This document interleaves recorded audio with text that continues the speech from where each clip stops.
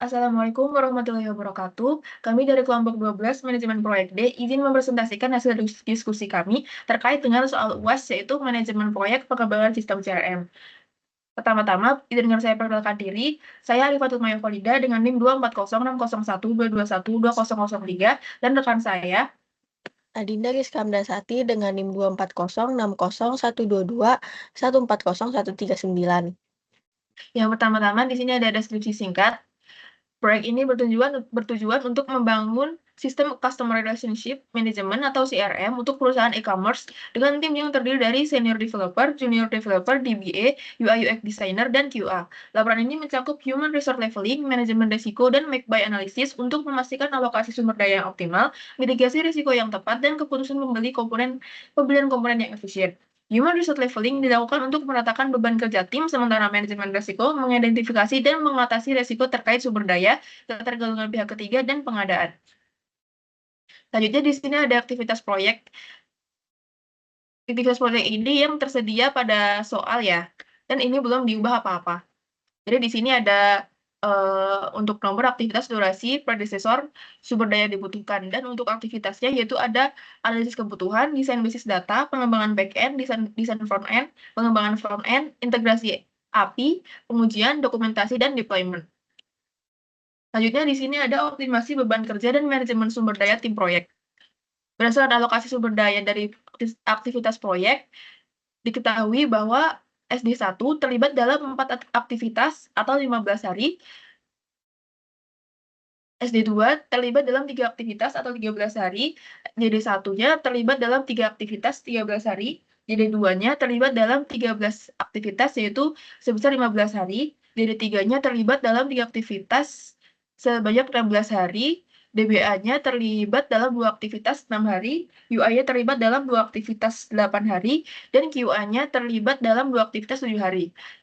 Yang dapat disimpulkan bahwa JD1, JD2, dan JD3 perlu penyesuaian beban kerja agar distribusi tugas lebih seimbang dan tidak ada anggota tim yang overload.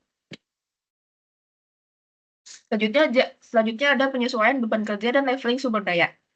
Setelah melakukan dan memeriksa beban kerja anggota tim, langkah-langkah yang dilakukan untuk menghindari overload yaitu yang pertama ada substitusi tugas atau resource substitution, yaitu aktivitas H atau dokumentasi itu dipindahkan sebagian besar dari JD2 ke JD1 untuk mengurangi beban kerja JD2 yang terlibat dalam banyak aktivitas.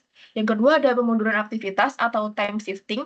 Yang pertama di sini ada pemunduran aktivitas untuk aktivitas E, yaitu pengembangan front-end yang dimundurkan 1 hari agar JD2 memiliki waktu istirahat setelah desain front-end.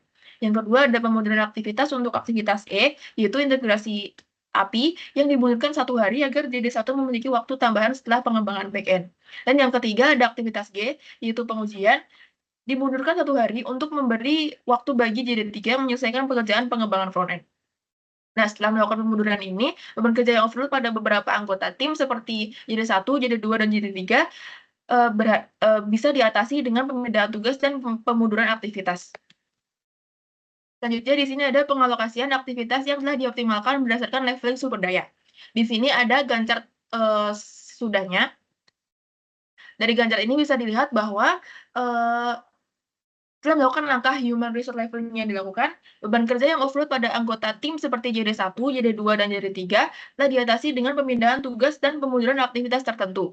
Seperti pada H, yaitu tugas dokumentasi yang sebelumnya dipegang oleh JD2, sebagian besar dipindahkan ke JD1 untuk mengurangi beban kerja JD2. Selain itu, pemunduran ke aktivitas pada JD2 dan JD3 memberi waktu istirahat setelah aktivitas besar mereka. Distribusi tugas yang dioptimalkan memastikan tidak ada anggota tim yang overload dan proyek dapat diselesaikan sesuai dengan jadwal yang telah ditentukan. Selanjutnya di sini ada manajemen risiko. Pada proyek pengembangan sistem CRM terdapat berbagai risiko yang dapat mempengaruhi kelancaran dan keberhasilan proyek. Jadi, perlu manajemen risiko untuk memastikan proyek dapat berjalan sesuai dengan rencana tanpa hambatan yang signifikan. Pada manajemen risiko ini akan mengidentifikasi risiko utama yang mungkin terjadi selama proyek ini, mengklasifikasikan setiap risiko berdasarkan dampak dan kemungkinan terjadinya, serta merencanakan rencana mitigasi untuk setiap risiko yang teridentifikasi. Kemudian di sini ada identifikasi resiko utama yang mempengaruhi proyek pengembangan CRM, yaitu ada 3, ada R1, R2, dan R3. Yang pertama R1 itu resiko keterbatasan sumber daya manusia, yaitu mengingat bahwa proyek ini melibatkan tim kecil yang terdiri dari berbagai level keahlian, seperti 2 senior developers, 3 junior developer, 1 database administrator atau DBA, 1 UI UX designer atau UI, dan 1 quality assurance specialist atau QA, sehingga ada potensi overload pada anggota tim yang dapat menyebabkan keterlambatan dan penurunan kualitas pengembangan. Selanjutnya yang kedua ada R2, yaitu risiko ketergantungan pada pihak ketiga. Ketergantungan pada DBA untuk desain basis data dan QA untuk pengujian dapat menimbulkan risiko keterlambatan jika salah satu pihak tidak dapat memenuhi deadline. Yang terakhir ada R3. R3 yaitu risiko keterlambatan pengadaan komponen atau alat. Keterlambatan pengadaan perangkat keras atau perangkat lunak yang diperlukan dapat memperlambat pengujian dan pengembangan sistem yang berpotensi mempengaruhi jadwal proyek. Dan selanjutnya akan dilanjutkan oleh rekan saya. Selanjutnya ada klasifikasi risiko berdasarkan dampak dan kemungkinan terjadinya. Ada 3 risiko. Yang pertama R1 itu keterbatasan sumber daya manusia, itu dampaknya tinggi, lalu kemungkinan terjadinya sedang, dan klasifikasi risikonya tinggi. Lalu ada resiko kedua R2 itu ketergantungan pada pihak ketiga DBA QA, itu dampaknya tinggi, kemungkinan terjadinya tinggi, dan klasifikasi risikonya risiko tinggi. Lalu yang R3 keterlambatan pengadaan komponen atau alat, itu dampaknya sedang, kemungkinan terjadinya sedang, dan klasifikasi risikonya risiko sedang. Jadi dari klasifikasi risiko ini, manajemen risiko yang efektif dalam proyek pengembangan CRM ini dapat mengatasi hambatan sejak dini dengan mitigasi terhadap keterbatasan sumber daya, ketergantungan pada pihak ketiga, dan keterlambatan pengadaan. Proyek dapat berjalan lancar sesuai jadwal dan anggaran serta menjaga kualitas pengembangan. Next. Selanjutnya ada rencana mitigasi untuk setiap risiko yang teridentifikasi. Yang pertama itu ada risiko keterbatasan sumber daya manusia atau R1. Langkah pencegahannya itu menggunakan Gantt chart yang sudah dibuat sebelumnya untuk membagi tugas secara seimbang dan berikan pelatihan untuk meningkatkan efisiensi tim. Lalu yang kedua ada tindakan kontingensinya, itu penambahan sumber daya atau pemindahan tugas jika beban terlalu berat. Nah, yang kedua itu ada risiko ketergantungan pada pihak ketiga atau R2. Langkah pencegahannya itu memberikan buffer waktu dalam jadwal dan memastikan komunikasi itu efektif dengan DBA dan juga QA. Lalu tindakan kontingensinya yaitu menyesuaikan jadwal atau pengalihan tugas ke tim lain atau vendor yang eksternal. Selanjutnya ada R3, yaitu risiko keterlambatan pengadaan komponen atau alat. Nah, untuk langkah pencegahnya itu melakukan pengadaan lebih awal dan monitoring pengadaan secara berkala. Lalu tindakan kontingensinya itu menggunakan komponen alternatif dan penyesuaian jadwal untuk fase lainnya jika pengadaannya itu terlambat.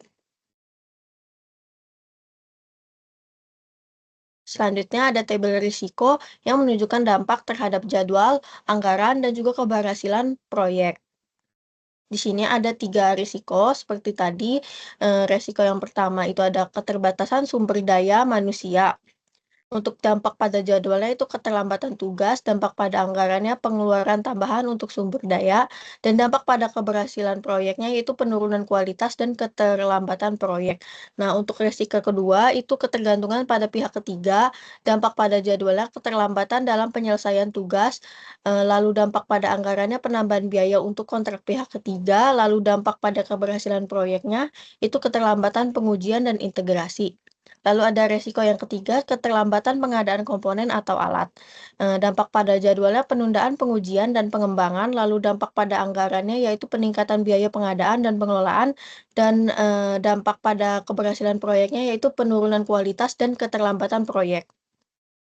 Selanjutnya ada make buy analysis. Proyek pengembangan sistem CRM untuk perusahaan e-commerce membutuhkan server untuk mendukung pengembangan dan pengujian sistem. Nah, berdasarkan analisis make or buy, di sini ada pertimbangan yang terkait pembelian dan juga pembuatan server. Yang pertama itu ada menentukan apakah perusahaan itu harus membeli atau membuat komponen tersebut berdasarkan pertimbangan biaya, waktu, dan juga kualitas. Nah, untuk menentukan apakah perusahaan itu harus membeli atau membuat server, mempertimbangkan biaya, waktu, dan juga kualitas. Nah, membeli server dari vendor terpercaya lebih cepat dan juga terjamin kualitasnya, namun biayanya juga lebih tinggi. Nah, sebaliknya, jika membuat server bisa lebih murah jika menggunakan komponen yang sudah ada, tetapi memerlukan waktu lebih lama untuk merakit dan mengkonfigurasi. Nah, kualitas pembuatan server bergantung pada kemampuan tim. Oleh karena itu, membeli server lebih disarankan karena lebih efisien dari segi waktu dan juga kualitas, meskipun biayanya lebih tinggi. Nah, kita analisis yang kedua yaitu matriks keputusan, antara membeli, dan juga membuat server. Nah, untuk menentukan apakah perusahaan harus membeli atau membuat server, perlu mempertimbangkan, biaya, waktu, dan juga kualitas. Nah, membeli server, kok ngulang lagi sih? Nggak jadi. Nah, selanjutnya itu kita menganalisis yang kedua, yaitu matriks keputusan antara membeli atau membuat server. Nah, dari faktornya di sini ada faktor biaya, lalu ada waktu implementasi, kualitas, ketersediaan sumber daya, dan fleksibilitas spesifikasi. Nah, untuk faktor biaya sendiri, untuk, membeli server itu biayanya lebih tinggi untuk membeli server jadi. Lalu untuk membuat server, biaya lebih rendah jika menggunakan komponen yang sudah ada. Lalu faktor waktu implementasinya, untuk membeli server sendiri waktu lebih cepat karena server sudah siap digunakan. Lalu untuk membuat servernya waktu lebih lama untuk merakit, mengkonfigurasi, dan menguji server. Lalu faktor yang ketiga, kualitas, membeli server itu kualitasnya terjamin dan biasanya dilengkapi dengan dukungan teknis dan juga ada garansinya. Lalu untuk membuat servernya sendiri, kualitas bergantung pada kemampuan tim dan komponen yang digunakan. Nah, faktor selanjutnya ada ketersediaan sumber daya. Untuk membeli server sendiri tidak memerlukan keterampilan teknis yang tinggi untuk membeli dan mengkonfigurasi servernya. Lalu untuk membuat servernya, memerlukan keterampilan teknis tinggi, untuk merakit dan mengkonfigurasi server. Lalu ada faktor fleksibilitas spesifikasi. Untuk membeli server sendiri, pilihan terbatas pada model yang ada di pasar. Sedangkan untuk membuat server itu lebih fleksibel, dapat menyesuaikan spesifikasi server sesuai kebutuhan. Next. Selanjutnya yaitu ada kelebihan dan kekurangan, untuk masing-masing opsi. Nah, yang pertama itu ada, eee, membeli server atau buy. Kelebihannya itu implementasinya cepat, kualitas terjamin, dukungan teknis dan garansi tersedia, dan pengelolaannya lebih mudah. Lalu kekurangannya itu biayanya lebih tinggi, kurang fleksibel, dalam spesifikasi. Lalu untuk, membuat server sendiri atau make, itu kelebihannya biayanya lebih murah jika komponen tersedia, lalu lebih fleksibel dalam memilih komponen dan kontrol penuh atas, spesifikasi. Dan kekurangannya yaitu waktu implementasinya lebih lama, kualitas tidak terjamin, dan tidak ada dukungan atau garansi. Nah, analisis yang ketiga yaitu rekomendasi berdasarkan, hasil analisis yang sudah kita tentukan tadi.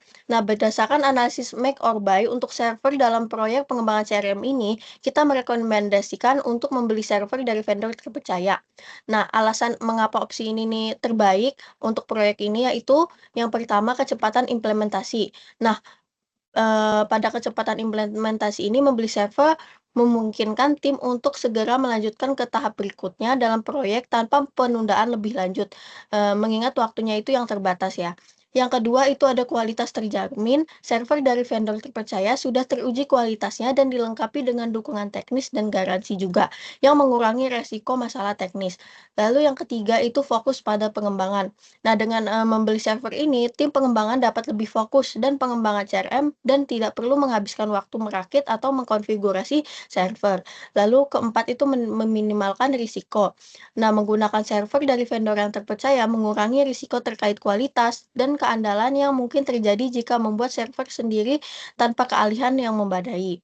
Nah, untuk kesimpulannya sendiri berdasarkan hasil analisis make or buy itu, untuk server dalam pengembangan CRM ini, Opsi membeli server adalah pilihan yang tepat. Meskipun biayanya lebih tinggi, membeli server dari vendor yang terpercaya memberikan keuntungan dari segi waktu implementasi, kualitas, dan dukungan teknis, yang semuanya sangat penting untuk keberhasilan proyek ini.